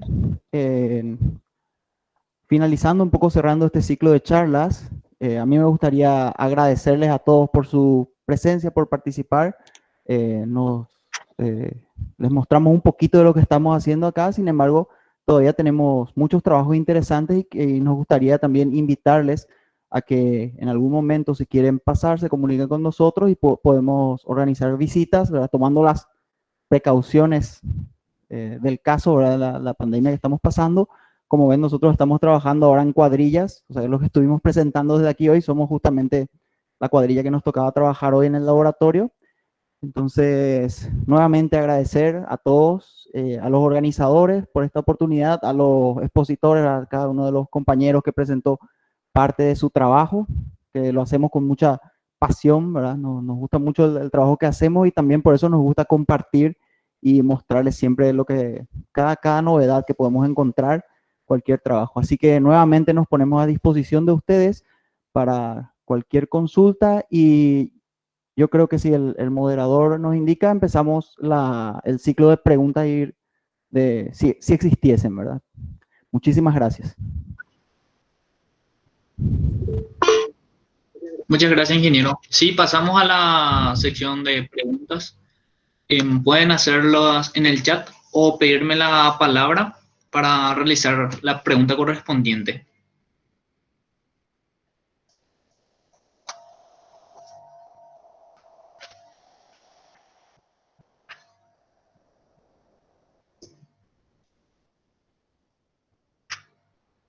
Jorge Medina pregunta, para los estudiantes Ángel Rodríguez y Alejandro Espinosa, ¿cuáles fueron las dificultades que encontraron en el desarrollo de sus respectivos trabajos final de grado? A ver, un poquitito, las dificultades es que hay que leer un poquitito, o sea, casi nada de lo que vimos en la carrera se utilizó en estos trabajos. pero es bastante sencillo, es cuestión de sentarse, mirar un poquitito y de realizar muchas simulaciones, ¿verdad? Antes de realizar las pruebas experimentales. Como ven, en la simulación no se rompe nada, simulas mucho, pruebas mucho ahí y luego ya vas a probar en las bancadas. Y te aliento, si querés meterte un poquitito, acércate al laboratorio para trabajar. No es difícil, parece muy complejo, pero son cosas que viste durante la facultad y que vas a aplicar. Son cosas nuevas, pero que vas a aplicar aquí. Sí, así mismo, Alejandro.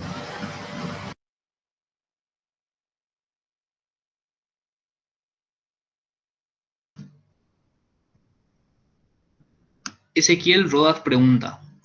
Mi pregunta es para el ingeniero Maqueda. ¿Qué parámetros no deseables afectarían a la velocidad en la simulación que visualizamos hace rato?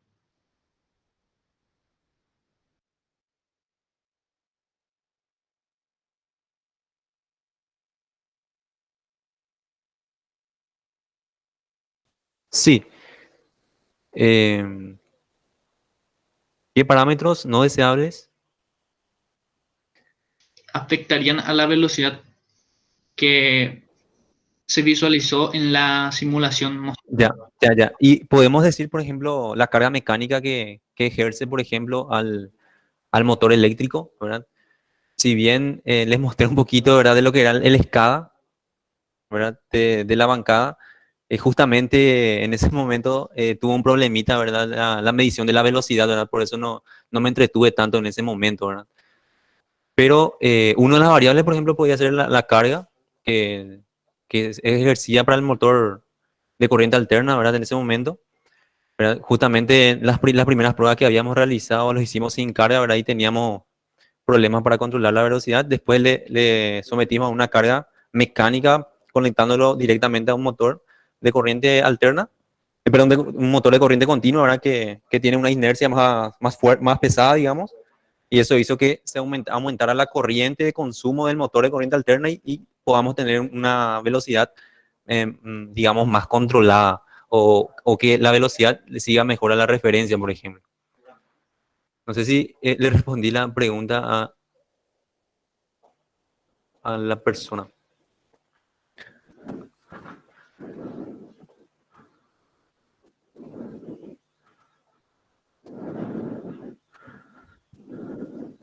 Excelente, ingeniero. Dale. Camila Barri pregunta. Ingeniero David Caballero, ¿nos podrías comentar un poco más sobre los beneficios de estos nuevos convertidores de potencia para la aplicación en control de motores AC? Sí, es bastante interesante la pregunta y para el control de motores AC, el típico convertidor de potencia que se utiliza es conocido como convertidor back-to-back, que tiene una etapa primera de rectificación, luego se almacena la energía en un capacitor de almacenamiento y luego se vuelve a convertir de continua a alterna. Esos capacitores generalmente son de tamaño considerable, lo que hace que todo el convertidor tenga un peso mayor al peso que puede tener, por ejemplo, un convertidor matricial. Entonces, al utilizar un convertidor matricial, que también se le conoce como un convertidor all silicon, ¿qué significa eso? Que está hecho exclusivamente con semiconductores, nos despojamos de esa etapa de almacenamiento intermedio y con ello tenemos la ventaja del menor peso. También los capacitores de almacenamiento son dispositivos que generalmente son los que presentan las fallas, digamos que en menor tiempo, o sea que podemos tener un mayor tiempo de vida útil. Y la posibilidad de que al despojarnos de esos capacitores, como les digo, podemos hacer nosotros encapsulados más pequeños.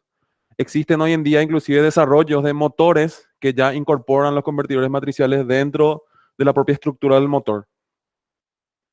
Esa sería más o menos una de las ventajas que tiene el uso del convertidor matricial eh, o los beneficios que tiene al utilizar como aplicación en el control de motores.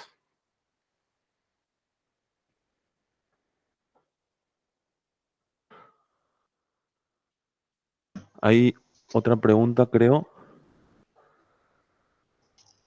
Para el ingeniero Alfredo, la pregunta es, ¿qué factores afectarían en la eficiencia de conversión?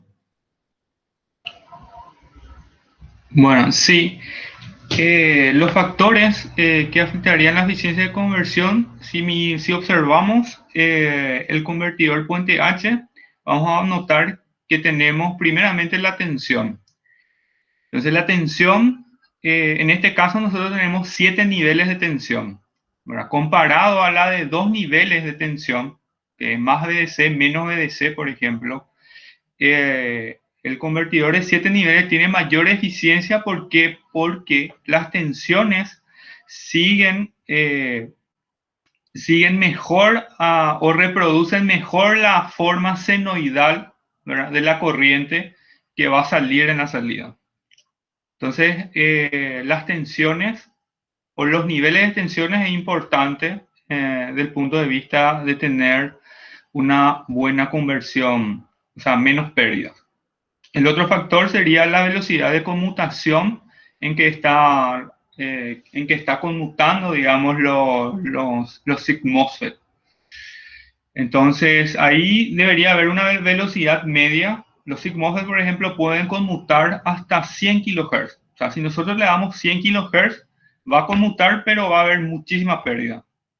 Entonces, lo ideal es tener un rango medio, por ejemplo, a 40 kHz. Entre 20 a 40 kHz. Entonces, ahí, digamos, le estamos forzando a los SiC MOSFET y se tiene, digamos, una alta conversión en cuanto a la velocidad de conmutación. Y el tercer punto es el filtro pasivo que está en la salida, que sería una bobina, que normalmente tiene que ser una buena bobina grande. En el laboratorio estamos utilizando una bobina de 10 milihenrios para la conversión a senoidal, porque a esa bobina le llega un tren de pulsos así de tensiones, y esa bobina, a la salida de esa bobina debe salir una senoidal. Entonces es muy importante tener que la bobina esté bien diseñada y que sea grande, ¿verdad?, que sea más o menos del rango de los 10 milihenrios. O sea, esos tres factores entonces son tensión, los niveles de tensión, velocidad de conmutación y el filtro pasivo, que será la bobina en la salida. Esos tres afectan en la parte de conversión de la energía. Excelente, ingeniero. ¿Hay otra pregunta más para usted, Inge? Si le gustaría leer. Sí. La del doctor, creo. Sí. ¿Que sigue? Sí. Ok. A ver, ¿cuál es la ventaja de utilizar un DieStat-Com en comparación a los bancos de capacitores para compensar la potencia reactiva? Bueno, la ventaja principal es que los filtros pasivos, en este caso los bancos de capacitores, son diseñados para una carga determinada. En cambio, el filtro activo es capaz de adaptarse a esa carga con solo medir las corrientes, con solo tener las corrientes de cargas en la medición. Esa sería la principal ventaja. Excelente, ingeniero. Otra pregunta para el estudiante Alejandro. ¿Hasta qué porcentaje de armónicos es admisible según la normativa internacional? Actualmente hay dos normativas internacionales, una es la de IEEE 519 y otra es la de la norma europea. Ambas son totalmente diferentes. La norma IEEE habla un poquitito de la potencia con la que se está trabajando, y si se trabaja para potencias muy altas, por ejemplo de 200 amperios, la norma dice que debe estar una distorsión armónica en la corriente de 12%. Si se va disminuyendo un poquitito la corriente de la red o de la carga, va desde 12 hasta 20%. Depende mucho. Cuanto más potencia estás inyectando, la distorsión armónica debe ser menor. Y la norma europea, por ejemplo, habla de la corriente que consume el artefacto, pero eso da en porcentajes del tercer armónico, del quinto armónico, y no recuerdo actualmente. Pero la norma IEEE habla para potencias de hasta 200 amperios de 12% de distorsión armónica en corriente. Y en voltaje habla de 3 a 5% para, creo que era media tensión, para niveles de media tensión.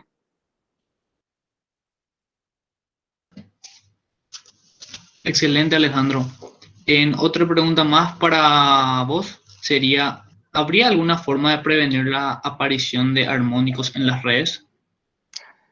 Y realmente no hay una forma de prevenir los armónicos en las redes porque todos los artefactos electrónicos producen armónicos. Entonces, la idea es que la ANDE vaya compensando esos armónicos de manera a evitar que los transformadores de la ANDE se sobrecalienten y que exploten en el verano. O sea, no, solamente utilizando filtros activos se pueden eliminar esos armónicos, porque es la naturaleza de la carga y eso no se puede cambiar. Pero actualmente se van generando nuevas normativas que le obligan a los fabricantes a que sus productos no entreguen tantos armónicos a la red. Gracias, Alejandro. Para el ingeniero Edgar, ¿qué ventaja introduce el matricial sobre los convertidores convencionales para el control de motores AC?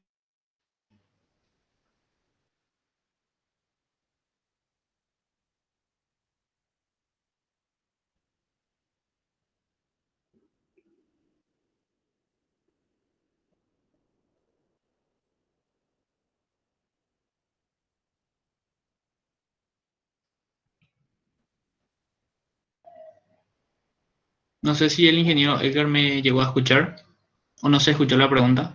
Disculpe. Sí, muy buena pregunta.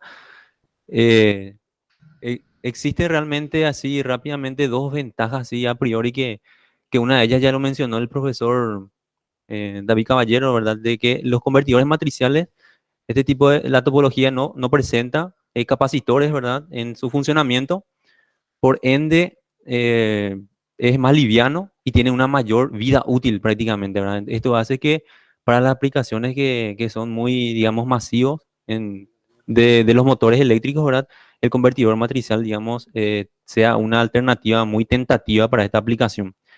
Y otra también podemos decir para otro tipo de motores que también tienen, digamos, la posibilidad de actuar como generadores en algún momento dado.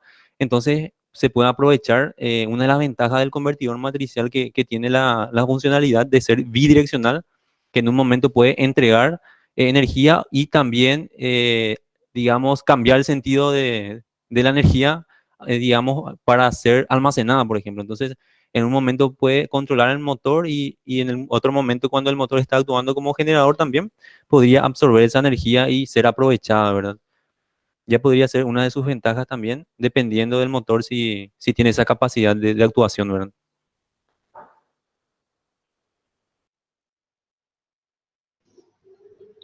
Excelente, ingeniero. Para el estudiante Ángel, ¿qué parámetros define la eficiencia en el convertidor de C-DC y cómo medir? Bueno, sí, muy buena pregunta. El convertidor de CS tiene la particularidad de que parte de la carga que recibe de la fuente la devuelve nuevamente, por lo que para hacer un análisis directo de pérdidas, lo que recibe por lo que entrega, no se adecua, no cierra un resultado, porque hay esa devolución de energía. En teoría sería, aplicando ese concepto, sería una eficiencia muy baja, por lo que tenemos que usar equipos de análisis de potencia, tomando como referencia la corriente de entrada, midiendo la corriente de entrada, voltaje de entrada, la corriente que devuelve, la corriente que entra en la carga, y mediante eso poder tomar lo que está disipando cada componente en el circuito. Como le mostré anteriormente en la presentación, se veía el cálculo que usa el MATLAB Simulink, en donde calcula para cada componente del sistema la energía disipada, y eso resta con lo que recibe de la fuente. Esa sería la forma de medir.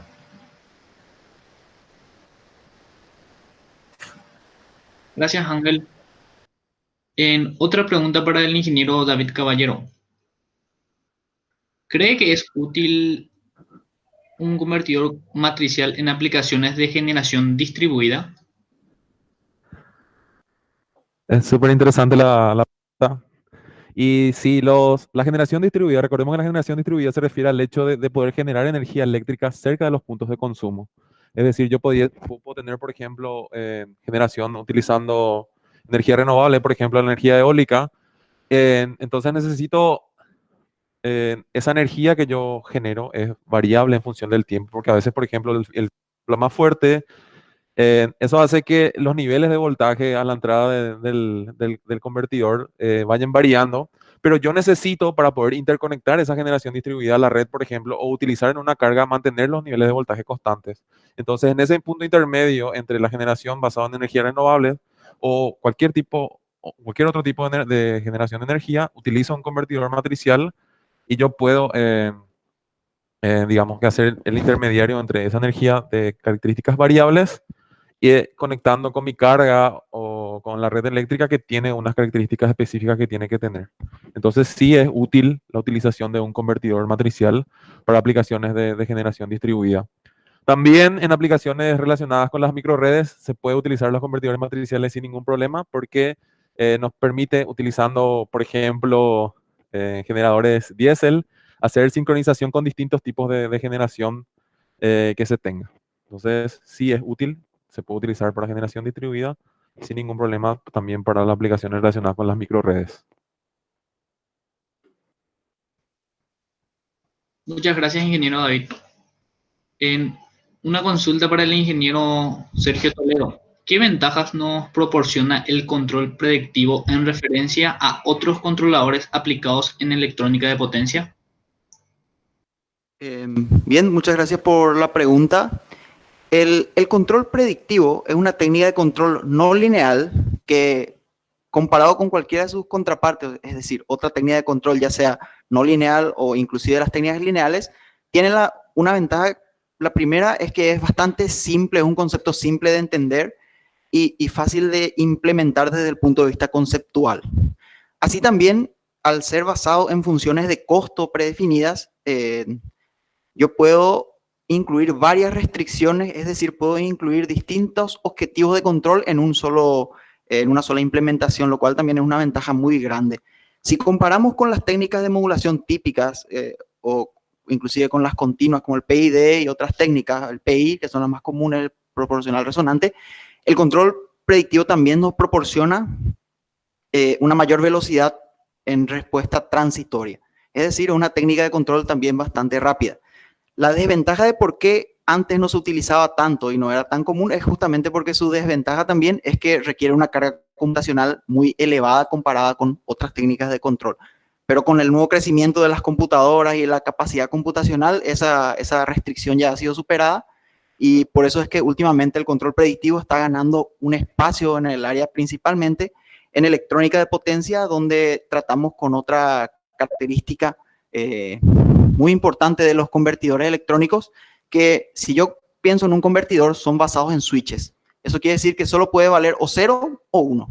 Entonces quiere decir que tiene un conjunto finito de entradas que yo puedo aplicar y el control predictivo se basa en tener un modelo y probar todas las entradas, ver qué salida tengo y en base a eso decidir qué entrada aplicar. Entonces cuando tengo un control de variables finitas de entrada, es más sencillo y justamente por eso se adecua mucho al área de electrónica de potencia y el área de conversión de energía en sí. Entonces, esas serían son las ventajas del control predictivo respecto a las contrapartes existentes. Hay otra pregunta para el ingeniero. Dice, me llamó mucho la atención el generador eólico de 6 fases. ¿Le gustaría comentar más sobre ello? Sí, los generadores hexafásicos es una de las áreas más antiguas que tenemos, o sea que de los primeros proyectos que empezamos a implementar acá eran basados justamente en estos generadores de 6 fases, que básicamente son como dos generadores trifásicos rebobinados juntos en una misma carcasa, de manera que si voy a comparar con un generador trifásico, en el mismo espacio yo tengo más fases bobinadas, entonces lo que me permite con el mismo espacio mecánico generar más energía.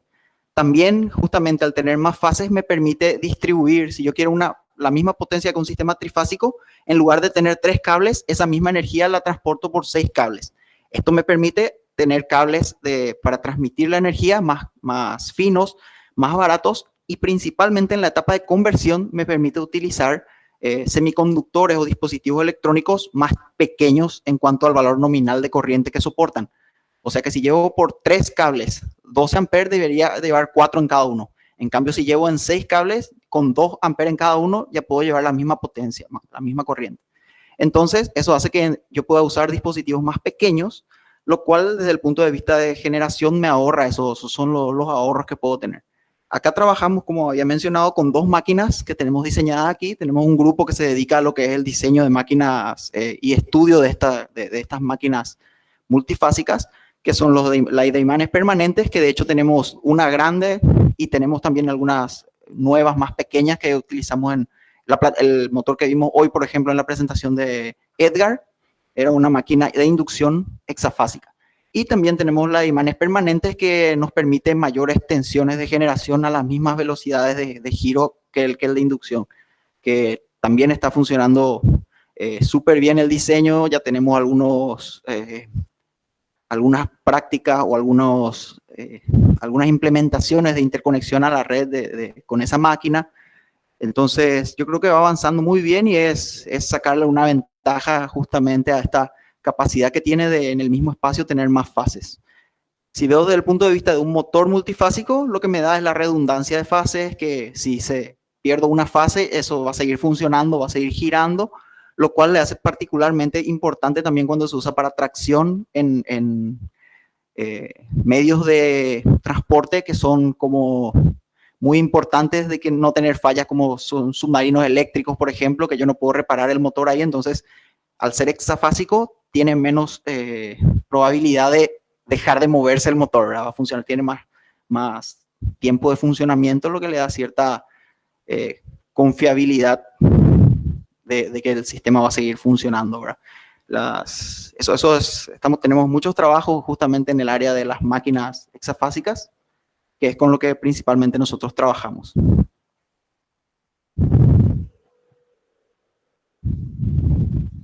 Muchas gracias, ingeniero. Esa fue la última pregunta que teníamos. Creo que con eso ya podríamos cerrar, ingeniero. No sé qué le parece. Sí, de mi parte por lo menos es todo. Agradecido nuevamente. Yo no sé si los otros expositores quieren despedirse o quieren dar unas palabras.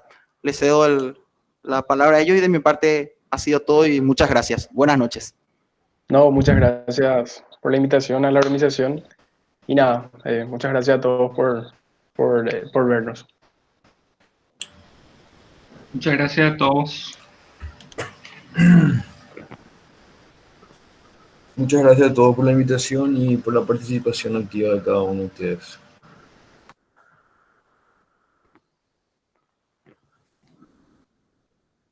De mi parte, muchas gracias por la participación. Muy, muy interesante la ronda de preguntas. Si hay algún interesado, algún alumno o estudiante interesado en desarrollar temas de investigación con nosotros, siempre estamos aquí con las puertas abiertas en el laboratorio. El trabajo de Ale y Ángel son trabajos espectaculares, así que muchas felicitaciones a ellos también por sus trabajos.